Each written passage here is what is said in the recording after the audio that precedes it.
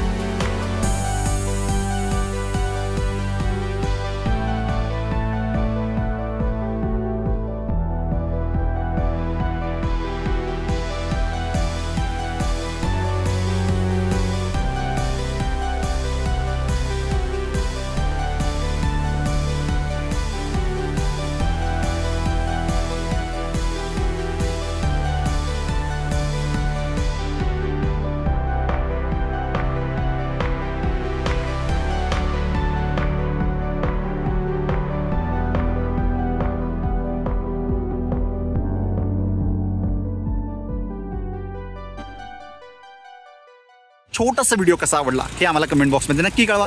तुमचा पुणे वास्तू।